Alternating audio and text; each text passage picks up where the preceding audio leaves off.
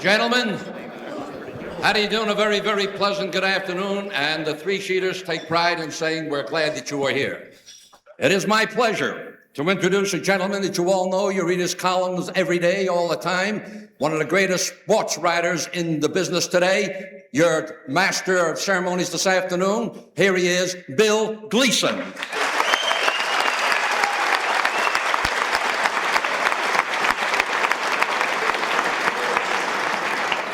You get a look at the jacket this guy's wearing. He stood in front of the hotel. 6 guys came in for a haircut this afternoon.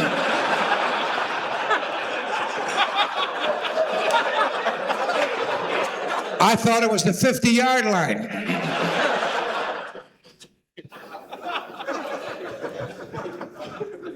I think you'll all agree that the millennium has arrived. The first head coach in National Football League history, gentlemen, whose maternal grandfather was a priest.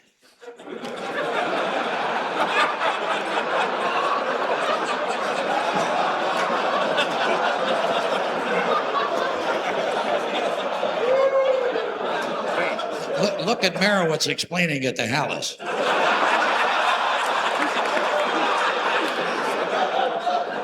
And also 4/5 of the membership of one of the great teams in the history of television commercials, the great combination of melody and bellady. Culture lovers, each time before I come to be the MC at one of these marvelous presentations, I check the encyclopedia, and this is what I found on the country that gave us our guest of honor.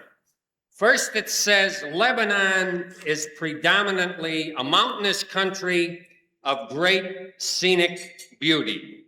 Now, the first half of that, you'll all agree, describes the guest of honor. The second half does not.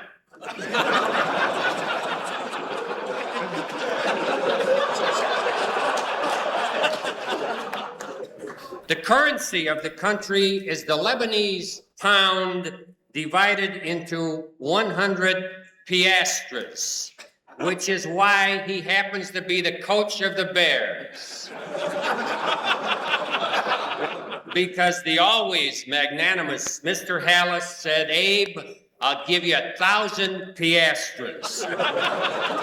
And when you come from where Gibron comes from, 1,000 of anything, you accept it. The other thing it says in the encyclopedia, and this really goes without saying, no large wild animals survive in Lebanon. The Gibrons ate them all and then came to America. Bring back Dooley.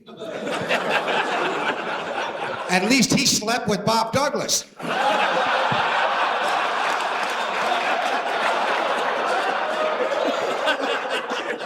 That's why Douglas runs so much.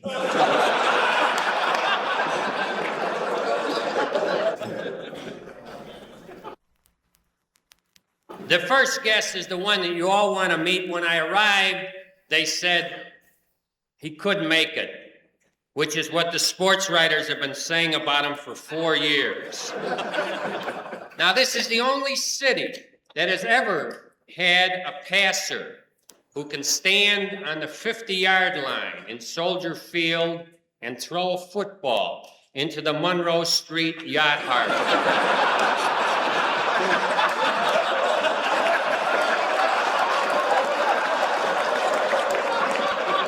And not only that, he missed the lake.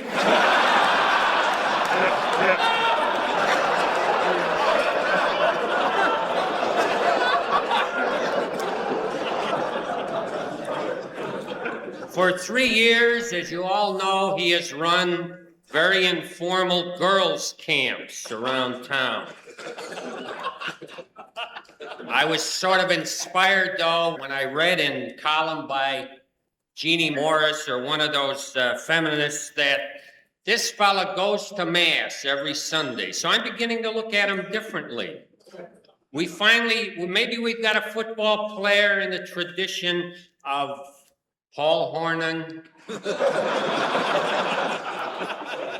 George Gipp, Johnny Blood. They went to Mass every Sunday because they were still up.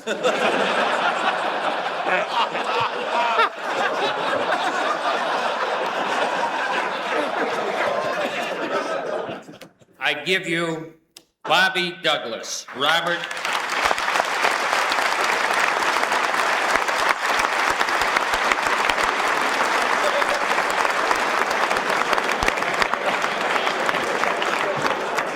Well, I'll be glad to get close to the mic. Oh, that's a good signal. What? That's good. Keep going, Bob. You're really moving. I really don't have anything to say today. I could have told you that. I haven't heard enough yet, so I don't have a rebuttal. But I would like to do one thing. I've got a football camp this summer. Bob Asher was going to promote it. I was going to sit back and watch the thing today. So I don't have anything to say about Abe because I'm going to spend the next several years playing for Abe. That's what you think.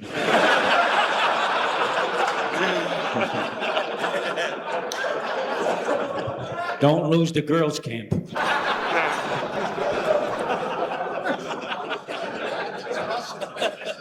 Ron Smith said the same thing at the last roast we had. Remember this, Bob. There's always roofing and siding. All right. I don't have anything else to say, really. Bob, I'll never forget your last game when you threw that pass and you said, "Oh."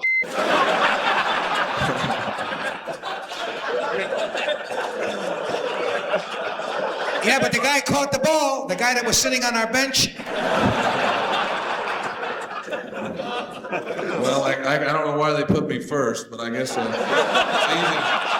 First on the list. They forgot Chet Walker and George Seals, and Bob Asher's got something to say, I know, and he's next, so Bob, I'll let me sit just say down. this, Bob. We kid you and all that, but we love you in Chicago because you play yourself every ball game and you play to win.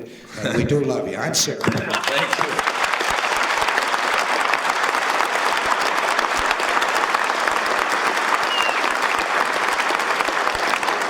Well, thank you very much. It's an honor to be Still here. got a Seriously. bad arm.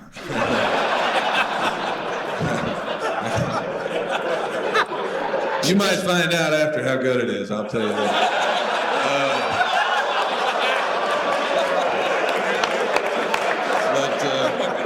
But I hope you'll leave me alone for a little while. Thank you.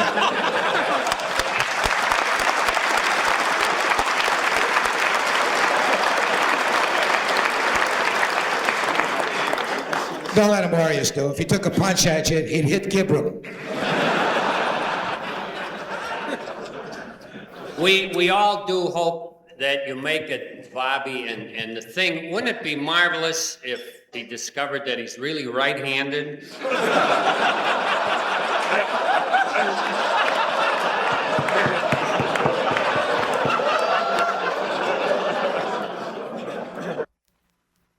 A modern-day Bears player, one of Gibron's creatures. A guy that Gibron has hypnotized and said, you will be a football player. And by God, the guy has become a football player. One of the biggest members of the Bears, Bob Asher. Robert.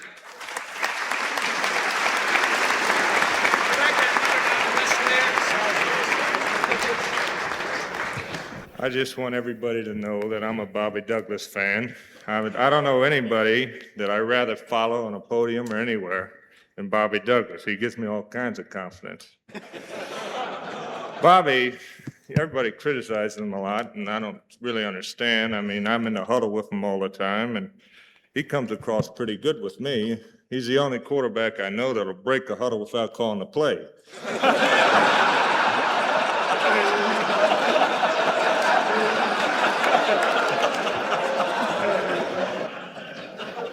The only reason I came here is because I came here for myself. I mean, if this guy can get publicity for a 4-9 in one season, I know I can get some too.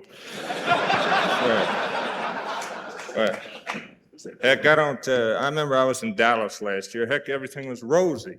I was there for 2 years, and 2 years we went to the Super Bowl. Literally, everybody's buying brand new houses, they're buying swim poles, and they're getting Mercedes. Hey, I come here and I gotta borrow a wagon from that TV Ford commercial. You may be in Dallas this year. I finally met Abe Gibron, and everybody was coming around and they're saying, hey, have you met the bouncing Buddha yet? And of course, I didn't know who it was until he dragged me over and put me on one of these scales, and it was one of these fortune scales. And I got on there and it said I weighed 265 pounds, and he was reading it. It was saying, you're beautiful, you're intellectual, you're going to be a superstar someday. And I said, hey, why don't you get on there? So he gets on and he says, what does it say?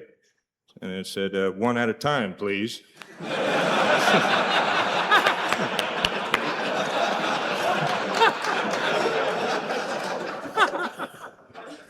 I finally did meet the old man, and Coach Hallis. I got all the respect in the world, and every time I say Coach Hallis, he gives me a shot in the ribs. I don't understand it. I mean, now I'm calling him Mr. Hallis. He's saying, you know what that Gibron did? He conned me into the biggest contract ever paid to an NFL coach. I said, is that right, Coach? What did he get? And he said, he got $10,000 and all the meals on me. Abe Gibron, by far, is a player's dream. He's a tremendous coach. He's got a lot of inspiration and imagination he puts in the players. So everybody wants to know what kind of man he is on the field. And I can think of all the great ordeals he goes with Bobby Douglas. Everybody here knows Bobby Douglas. Well, I can remember one specific incident when they're sitting there battling back and forth, and Bobby finally, really frustrated, looked at Abe and he says, you know, Abe, he says, I know you're from the old school and you got great insights in sports and plays and everything. He says, but I don't think, I think my IQ is as good as yours. He said, what is your IQ? And Abe says, as good as anybody. It's 20/20. Thank you very much.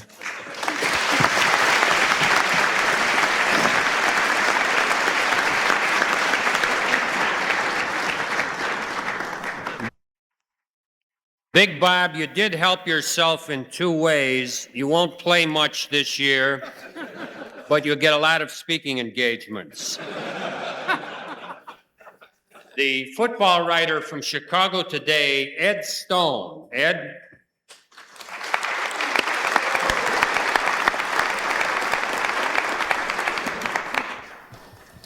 The main reason I came up here is to relay best wishes from Steve Wright and Ron Smith. Actually, I want to keep my remarks brief, and there's a good reason for that. When you're a Jewish reporter and you're covering a team where the coach outweighs you by 150 pounds and he's from the other tribe, that's the safest way to go. You got to have the dullest job in the world writing about the Bears.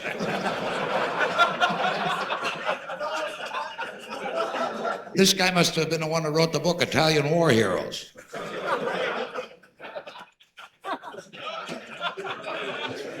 But Abe, I haven't been thrown out of the dressing room by you yet, and it's mainly because you don't let us in. And I just want to say, in closing, seriously, that this has the makings of the biggest sports year in Chicago history, and I hope you and the Bears are part of it.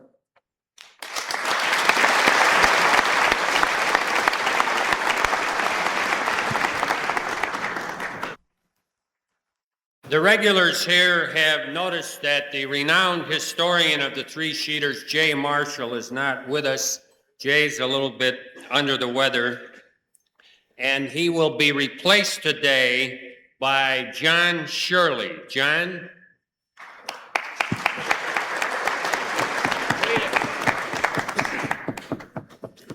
My partner and co-worker, Jay Marshall, was approached to be historian for the Abe Gibron roast, and he managed on his sickbed to drag out his notes, and he passed them on to me, and they're rather disorganized, but I'll try to present them just as he would. Our honored guest this afternoon, Mr. Abe Gibron, was born in Michigan City, Indiana, on April 22nd, 1925. Why?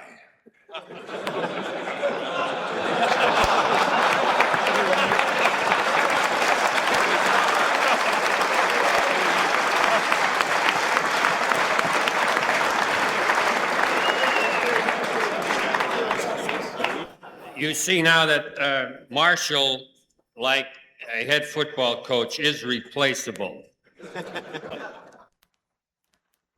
We have such a great array of talent.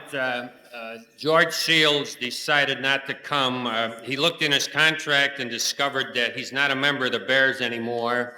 And besides, he's picketing a Jim Brown movie over on State Street. So the three sheeters always make an effort to replace pound for pound. And the next speaker is the George Seals of sports columnists, the gentleman from the Chicago Tribune, Mr. David Condon. Dave.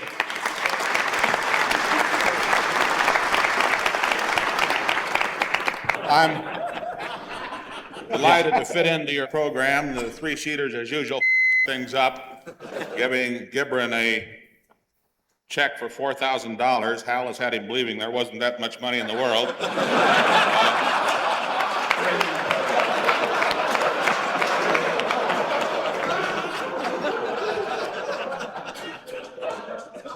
When they said you are a has-been, they mean it, Abe.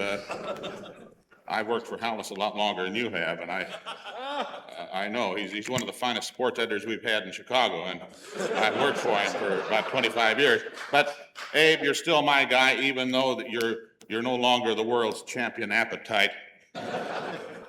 It is wonderful to be with one of football's great men. You're a great guy, and I'm glad that George is going to give you at least the rest of this year, and I was happy to see that in the spirit of the occasion, we expected the mayor here, incidentally, but he made 3 wakes already this week, and he's sending a wreath or a mass card instead. And watch your language. There's the a bear fella just came standing in the wings. Mayor Daley.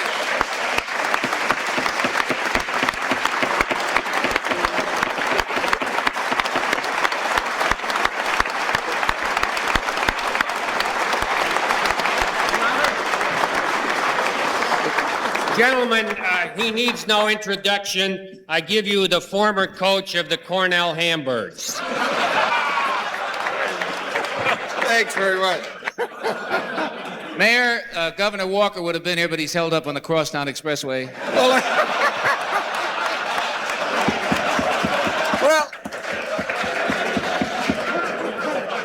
we'll still get him on that expressway. Good. Your Honor, my basement still floods. We'll take care of that flood, too. Welcome to Watergate. No, we have our local bugging man over on Clark Street here. Someday that'll be interesting, too, to a lot of people. Gee, Dan Ryan hasn't broke down in 8 hours.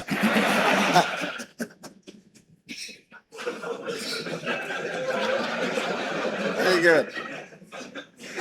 I just came in to say hello to who I think is one of the great guys in football. And to say to him, as I've been hoping and praying every year, and he's always been telling me, it's going to be a better one next year, Dick, but I'm convinced that this year of 1973, we're going to have a great Bears team. But I'll say one thing. Whether we do or not, and I hope to God we do, we still have, in my opinion, one of the finest coaches in football that's in the nation. Not only as a great sportsman, but I mean as an individual, as a man, interested in the things I know so many of you are interested in doing, and especially the three sheeters, trying to do something good for everyone every day. Abe has always had that great reputation, trying to help some, trying to do something good, and that all life is about. And I know the guy that is left, Pat O'Brien, has been doing that for a long time too. So I just come in to say hello to Abe. I know 73 is going to be the year because it looks as though the Cubs and the Sox will have a Subway championship. And with that, following up with the Bears, my God, what a great year in Chicago. Thanks.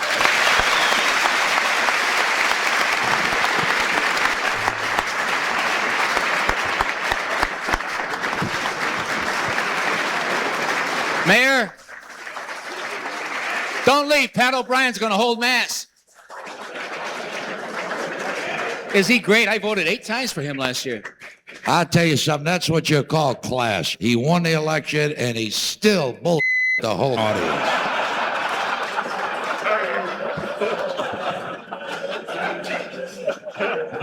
Where did he park?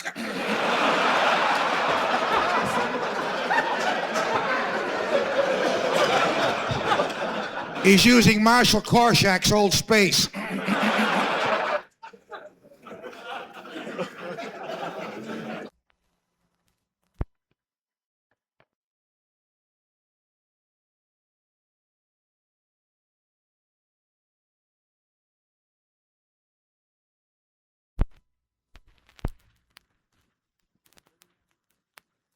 The next speaker, gentlemen, you've seen him around, you see him at the ballpark. He's one of the hardest working guys in the profession. A lot of people mistake him for a former Bears defensive back, or a current Bears defensive back for that matter, because he walks with a limp.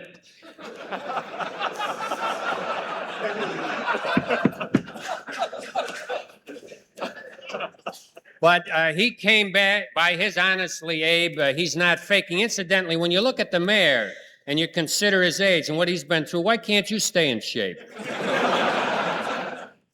Gentleman from ABC TV, Mr. Duane Dow. Duane.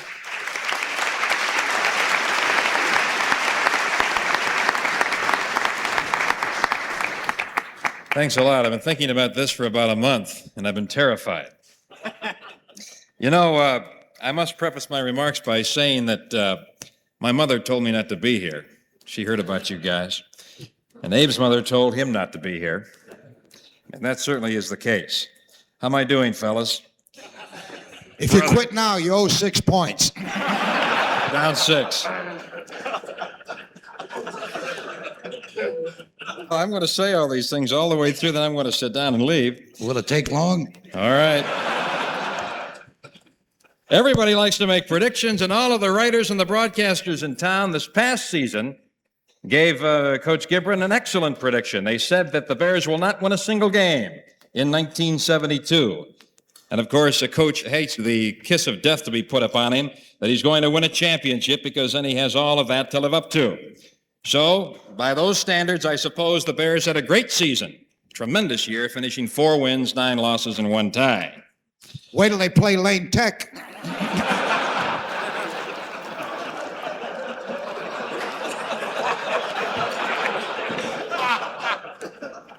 Two of the losses, of course, were to St. Louis and Philadelphia, and those teams promptly responded by firing their coaches.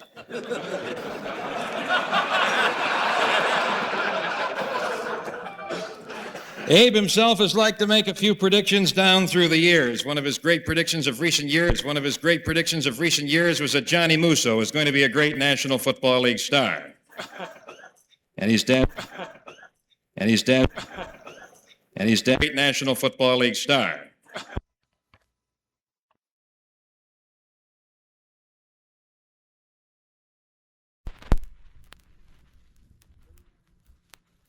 The next speaker, gentlemen, you've seen him around, you see him at the ballpark. He's one of the hardest working guys in the profession. A lot of people mistake him for a former Bears defensive back, or a current Bears defensive back for that matter, because he walks with a limp.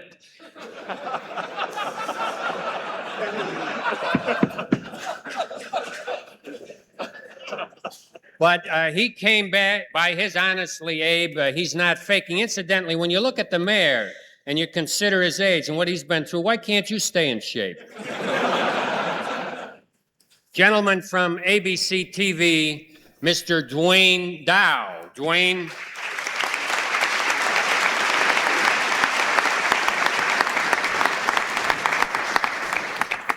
Thanks a lot. I've been thinking about this for about a month, and I've been terrified. You know, I must preface my remarks by saying that my mother told me not to be here. She heard about you guys. And Abe's mother told him not to be here. And that certainly is the case. How am I doing, fellas? If you quit now, you owe 6 points. Down 6. Well, I'm going to say all these things all the way through, then I'm going to sit down and leave. Will it take long? All right. Everybody likes to make predictions, and all of the writers and the broadcasters in town this past season gave Coach Gibron an excellent prediction. They said that the Bears will not win a single game in 1972. And of course, a coach hates the kiss of death to be put upon him, that he's going to win a championship because then he has all of that to live up to. So, by those standards, I suppose the Bears had a great season. Tremendous year, finishing 4 wins, 9 losses, and 1 tie. Wait till they play Lane Tech.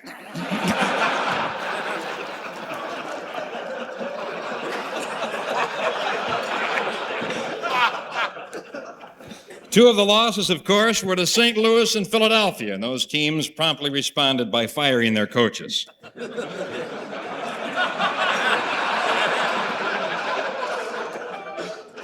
Abe himself has liked to make a few predictions down through the years. One of his great predictions of recent years was that Johnny Musso was going to be a great National Football League star. And he's dazzling the Canadian world. Another great prediction of recent days is that Gary Huff would star in the College All-Star Game. And they stiffed him, as he will not appear. In closing, I'd like just to talk about one interview I had with Carl Garrett, one of the new Chicago Bears. This was back in the spring when the newcomers gathered at Soldier Field. And Garrett talked to me about how he was very disappointed with the New England Patriots last year. He said, Duane, whenever we got in a key situation, I'd look up, and there's Plunkett throwing the football. And I said, well, brother, you're not going to have to worry about that here.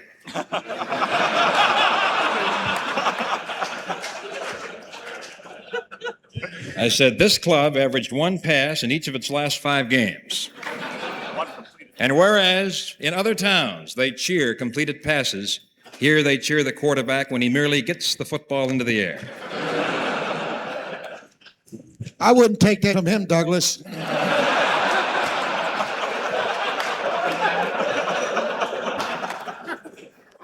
My agent tells me to sign off this way. Duane Dow, Channel 7 Sports. Thank you.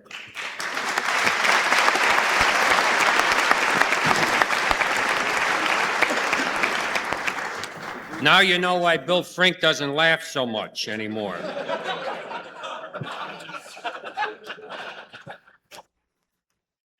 Dick Butkus was supposed to be here today, but his wife Helen wouldn't give him a CTA token.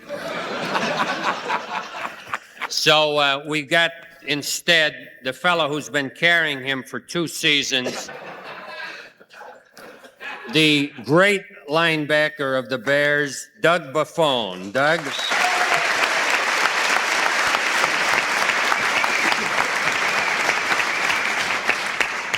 Thank you. Gentlemen, Abe, I don't know what to say. I'm really thankful to be here at the Bobby Douglas Roast. It's been really a pleasure. But Abe, I'll tell you, you never look better. You really don't. You look like a 500-pound tomato. I was noticing this picture up here, Abe. It's really a good likeness of you. Where's your neck? You know, when I first saw Abe and the way he dressed, always a flashy dresser, you know, and Abe on our team was the first guy to wear brown and white shoes. Till he lost a brown one and then was really bad. I don't know. You know, the first time I probably really saw Abe was when I was a rookie year, and I got on the bus and we were going to a game, and Dick and Abe were sitting in the back of the bus reading comic books, and this really impressed me. So I wanted to go to dinner with them, you know, either one of them, but they were talking to each other, and Dick threw his comic books away, and he was reading Bambi, and Bambi, so I didn't say nothing. Abe, first thing he said to me, nudged me, he says, you know, that's a book about Babe Ruth? And I said, oh. says, Babe Ruth, that's the Bambino, isn't it, Abe? And Abe goes, well, you know how Abe is. And so they were talking, so the bus stops. And Dick threw his comic books away and grabbed up War and Peace by Tolstoy, I guess to improve his image. And he was walking out and got outside and he started yelling, I'm Dick Butkus, I'm Dick Butkus. And Abe was behind him. Yeah, he's Dick Butkus, he's Dick Butkus, you know. So I had nobody to go to dinner with. Finally, Dick went to dinner with somebody else. And so I guess I was the only one left. So Abe and I went to dinner together and that was quite an experience. We went at this one place and we sat down to eat. And nothing more this guy could do could shock me, nothing. Even on the way out when the spoons and knives jangled in his pockets, I wasn't impressed. I wasn't really impressed. But there's a lot of things I probably could say about Abe and a lot of nice things I have to say about Abe. Like, there were times and years that we've had some bad seasons with the Chicago Bears. One year we were 1-13. Abe, good-hearted he is, I think one game we wanted to toss it a coin, so he had champagne for us in the locker room. That was a big one. That was the big year that year. But I guess I ribbed him enough maybe, and all I can say is I think I've heard one statement that really sums up Abe Gibron. I'm serious in that.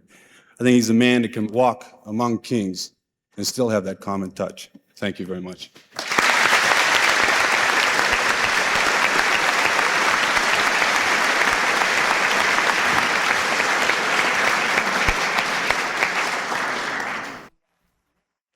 The next guest is one of the others who is left. My colleague from the Sun-Times, the man who has immortalized Gibron the gourmet, Jack Griffin. Jack?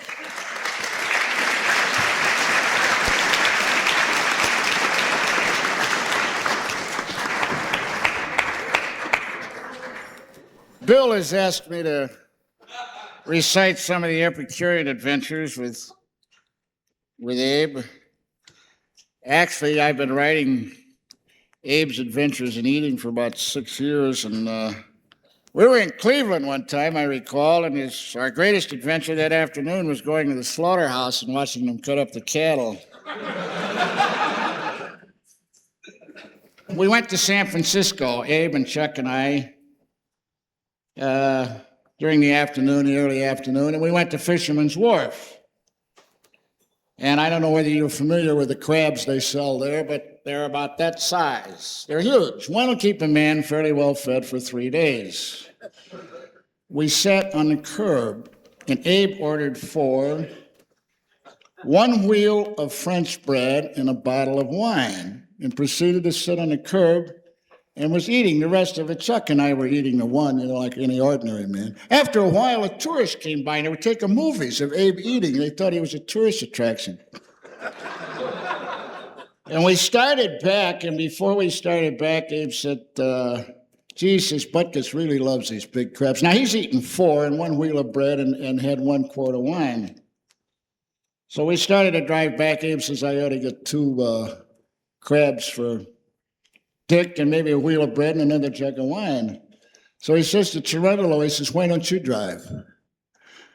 Halfway over, it was a 15-mile trip. Abe got hungry again. He ate Butkus' 2 crabs, the wheel of bread, and a bottle of wine.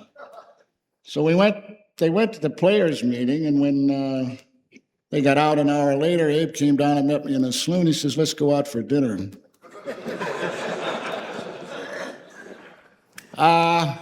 I really don't mean to dwell on Abe's gourmet habits, but just in conclusion, I would like to say one thing. I've been to his house in Michigan City, and it truly is a fine place. It has all the modern conveniences in the world except one. Susie Gibron, his wife, is the only woman in the neighborhood who does not have a garbage disposal unit. She married one.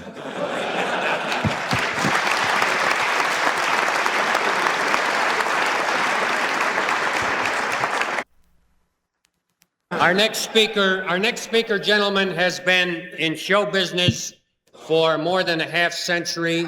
From the time he left Marquette University, this will be the first time in his legendary career that he will go right from a luncheon to his evening performance. From Drury Lane, Mr. Pat O'Brien. Pat.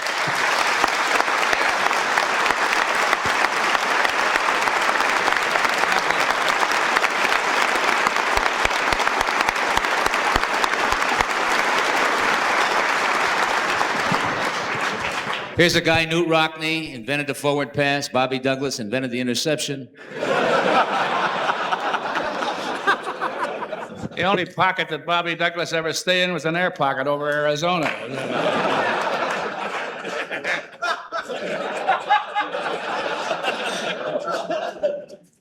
All right, Douglas, go hit a priest. I'm hearing confessions in the lobby right after the lunch. Talk about a half a century. I've been in the room a half a century.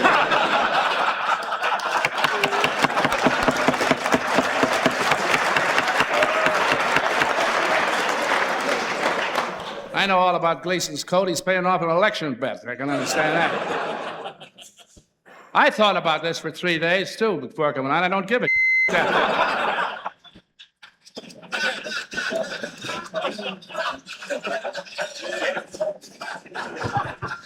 We just lost a bishop. Just lost the bathroom, too. Haven't made Monsignor yet. Well, I don't know about Abe. All I know is you never trust a Jew with matches, an Irishman with whiskey, or a Lebanese with moccasins.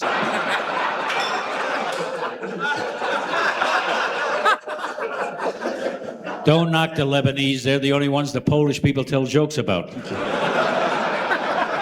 Remember, that's what Danny Thomas said. They were going to get Danny Thomas here for public relations, but Abe says no dice. He wants to read the 23rd Psalm between halves. Talking about football, and this Leahy, this was about a year ago when I was here. He was telling about the year he was coaching, and he had a Rocco. Many of you here in the room remember him. And those of you who are not all lacrosse players, you know. But they were playing Purdue, and Rocco had missed 2 from the field, 1 from 26 yards, 1 from 18. They got 3 minutes to play. And Frank said, I decided to take the gamble, play percentages. And now we're on the 28. And I call him off the bench. And Father Kavanaugh was then the president of Notre Dame. He was there when I was doing the picture. You could have heard him in Milwaukee, Frank said. He says, I called Morocco off the bench. Father Kavanaugh stood up in his box and yelled, Jesus, Frank, no!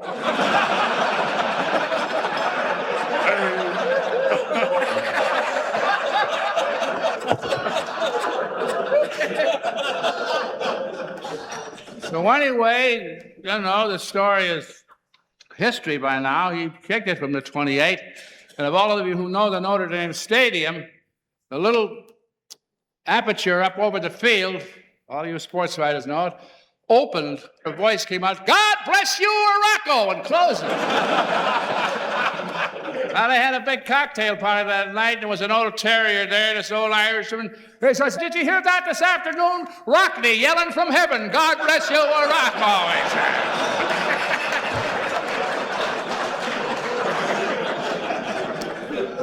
Geez, the way these ball players have been talking, you're going to start the season with Mount St. Mary's, the way these guys have been kicking you around.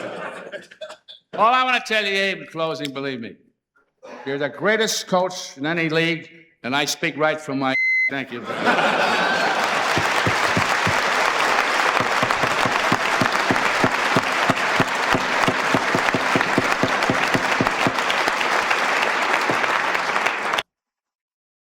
I bring back the three-sheeter's very own Richard Nixon, the outgoing president.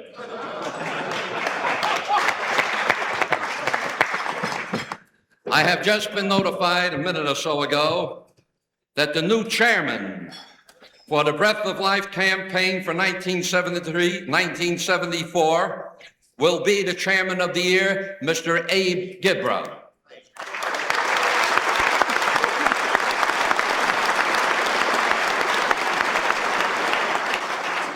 We are very proud indeed to have Abe here this afternoon. Very proud. Who the else could we get? Roy Smalley?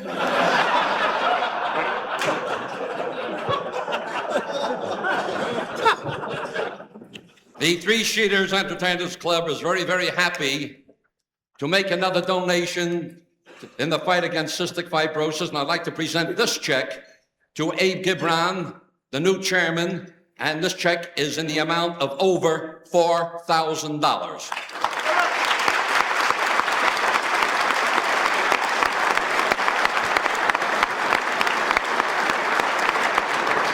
George Hallis just said, now we can get another running back. I bet you George Hallis gives a good check, right, George? You cheap.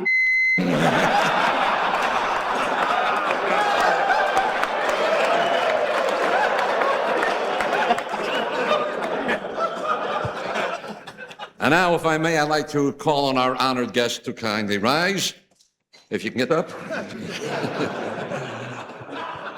We make you an honorary member of the Three Sheeters. And now, the moment has come, Abe. Go ahead. It's rebuttal time.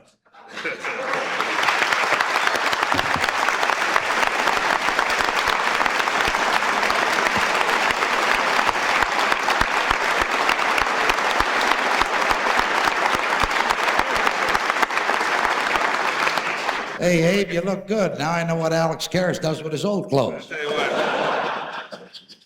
Looks like he swallowed a Ford. I threw out of here 10 minutes ago. What makes you think this isn't your last year?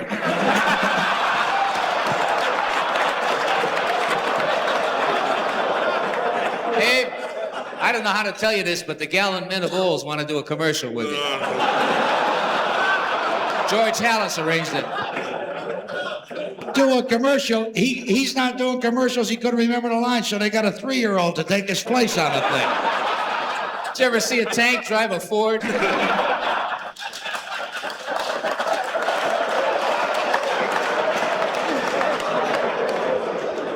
I accepted this chairmanship under the premises that I'm a non-working chairman because football's my business, and if I can help him out, I appreciate the check. And it's a non-working a job for me, but thanks again for the check for the foundation.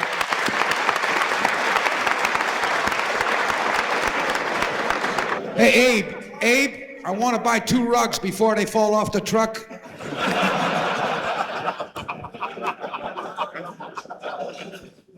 Tell him, Abe, you're going to go to the Super Bowl this year, right? You're going to fly over as a Goodyear blimp.